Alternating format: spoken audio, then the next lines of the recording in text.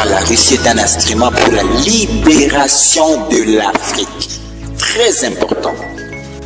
Jadis, Lumumba a été, c'est vrai, il a été assassiné à cause prétendument de sa collaboration à l'époque avec l'ex-URSS. Et on l'a donné cette prétendue collaboration. C'est pour cela, c'était à l'époque même de la guerre froide entre le bloc soviétique et le bloc capitaliste.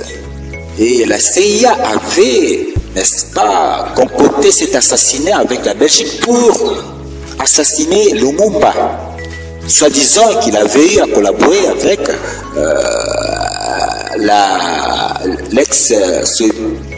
l'Union soviétique.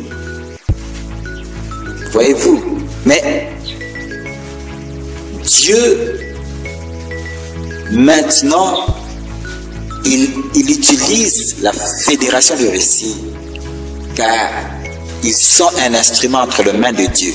Voilà pourquoi les autorités actuelles ne doivent pas craindre de collaborer avec la Russie, parce qu'ils sont dans le plan de Dieu. Ils doivent comprendre que c'est très capital cette collaboration afin que le Congo soit libéré spirituellement et économiquement de la main de l'Occident, qui n'est rien d'autre que la Babylone du temps moderne. Car vous êtes sans oublier que la domination actuelle est surnommée dans le livre d'Apocalypse de Babylone la Grande. Or, pour comprendre la chute de Babylone, nous devons comprendre comment a été faite la chute de la Babylone antique. La chute de la Babylone antique, lors de la domination de Nabucodonosor et de Darius, elle a été manifeste grâce à la collaboration de deux royaumes, le royaume des Médès et le royaume des Perses. Dirigé par Cyrus, c'est cette collaboration de deux royaumes qui a été rendue possible de la chute de Babylone. Deux royaumes, les Médès et les Perses, s'étaient coalisés pour renverser Babylone. Donc, pour comprendre la chute de Babylone du temps actuel, du temps moderne, nous devons comprendre qu'il faut la collaboration de deux pays, deux nations, la RDDC et la Fédération de Russie. Ces deux nations doivent collaborer étroitement pour manifester le plan de Dieu dans le monde, qui n'est rien d'autre que la libération du monde, du joug du capitalisme, du joug du bloc unipolaire. Très important, voyez-vous. Cet événement, nous pouvons surnommer ça un peu comme l'image de la revanche de Lumumba. Lumumba, un jour, il a dit: je n'ai ni père, je n'ai ni mère. Je suis d'aucune nationalité, d'aucune tribu. Je ne suis pas un homme, je suis une idée. La conscience panafricaine. Voyez-vous? Lumumba, c'était défini non pas comme un homme, non pas comme n'appartenant d'aucune nationalité, d'aucune tribu, mais c'était défini comme étant une idée. Voyez-vous, une idéologie.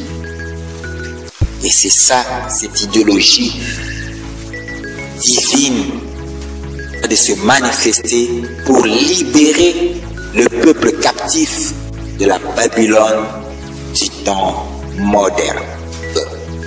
Nous avons toujours développé ce sous-thème de faire élargir du point de vue mondial, car c'est très important de comprendre que c'est impératif de la collaboration de la Russie, de la Fédération de Russie et de la RDC pour libérer le Congo, la RDC, du capitalisme de Babylone la Grande, des multinationaux qui ne veulent pas l'Afrique se libérer car la libération du Congo RDC, c'est la libération de toute l'Afrique, car le Congo RDC, c'est la gâchette de l'Afrique. Voilà pourquoi les puissances occidentales ne veulent pas voir le Congo libre, afin que ses richesses soient manifestées pour la gloire de notre Seigneur Jésus-Christ au travers de l'évangélisation mondiale. Car le déluge du feu est à la porte.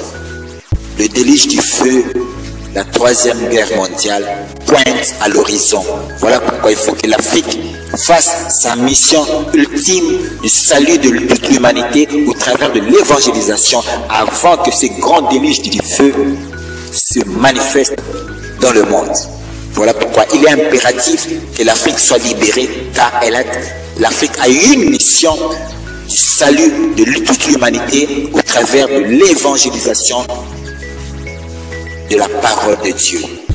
Libérons l'Afrique afin que l'Afrique fasse sa mission du salut ultime de l'humanité avant que survienne ce grand déluge du feu qui a été prédit dans le livre de 1 Pierre. Le déluge du feu qui n'est rien d'autre que la troisième guerre mondiale. C'était donc l'émission Rema sur la RDC.